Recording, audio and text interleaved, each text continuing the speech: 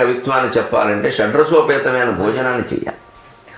మన శ్రీనాథుడు సహా అష్టదిగ్గజాల కవులందరూ కూడా వారి వారి కాలంలో వారి ఇళ్లలో వారి అర్ధాంగుల యొక్క సహకారం వల్ల, వారి తల్లిదండ్రుల ఆశీర్వచనం వల్ల అటువంటి భోజనం చేశారు.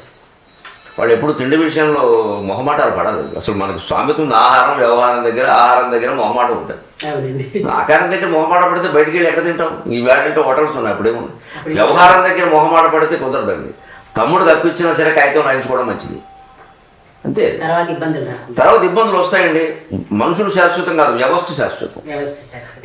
తమ్ముడు ఒకవాడు అడగచ్చు, అన్నయ్య నా మీద నమ్మకం లేదా, కాగితం ఏమిటి? నమ్మకం ఉండబట్టారా అబ్బాయి? నమ్మకం ఉండబట్టానమ్మా, నువ్వు నేను శాశ్వతం కాదు, కాగితం శాశ్వతం. అంత నమ్మకం ఉండి ప్రేమ ఉన్నప్పుడు కాగితం రాయడానికి. అలాగా వ్యవహారం విషయంలో జాగ్రత్త పడక ఇబ్బంది పడిన కుటుంబాలు చాలా ఉన్నాయండి. ఇక నాకు ఒక నమ్మకం ఏంటంటే, షడ్రసోపేతమైన భోజనం చేయని వాడు నవరసభరితమైన కవిత్వం అని చెప్పలేడు. మన ఉద్దేశం అదే.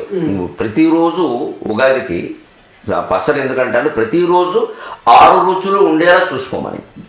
అందుకే మీకు ఉగాది పచ్చడి అంటారు కదండి. మీరు పచ్చడి అంటే అన్నంలో కలుపుకోవాలిగా. ఉగాది పచ్చడి ఎవరు కలుపుకోరే? పోనీ ప్రసాదం అనుకుందామంటే కళ్ళకద్దుకోరే. మరి ఏమిటి ఉగాది పచ్చడి ప్రత్యేక? అది కళ్ళకద్దుకోరు, ప్రసాదం కాదు. ఉగాది నాడు ఫలానా దేవుడు లేదు అని ఏం లేదు. ప్రకృతే, కాలమే దైవం. ఫలానా దేవుడు లేడు. ఉగాది పచ్చడి ప్రసాదము కాదు. ఉగాది పచ్చడి ప్రాధాన్యం పనులు పచ్చడి అంటున్నారు మీరు. మనం వంకాయ పచ్చడి కలుపుకుంటాం, గోంగూర పచ్చడి కలుపు, ఉగాది పచ్చడి కూడా కలుపుకోడే. మరి కలుపుకోకుండా పచ్చడి తినమండలో ఉద్దేశం ఏమిటి? అలాగని ఎక్కువ తింటే మళ్ళీ ఇబ్బంది అండి. కొద్దిగా ఇలా వేస్తారంతే. దాని ఉద్దేశం అందులో తీపి, కారం, చేదు, వగరు, ఉప్పు, పులుపు 6 రుచులు ఉన్నట్టే ఈ 6 మనం చేసే భోజనంలో ప్రతిరోజు ఉండేలా చూసుకుంటే ఆరోగ్య లోపం ఉండదు. ఖచ్చితంగా. మీరు ఇవాళ కాకరకాయ కూర తిన్నాం అనేవాడు యువతరం చాలా ముందు. ఎందుకంటే చేదు నచ్చదు, కుదరదు. జీవితంలోనే చేదు ఉంది. కాకరకాయ కూర చేదుకు అలవాటు పడితే జీవితంలో చేదుకు కూడా అలవాటు పడతాం. వెలక్కాయ పచ్చడి ఎంత బాగుంటుందండి. వగరు, వగరగానే ఉంటుంది. మరి మామిడి పిందెలు వగరు.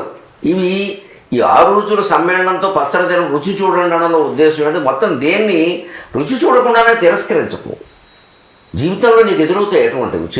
చేదు మనుషులు, చేదు మనస్తత్వాలు, అలాగే తీయని మనస్తత్వాలు, కారం మనస్తత్వాలు తట్టుకోలేను. జనకరకాలం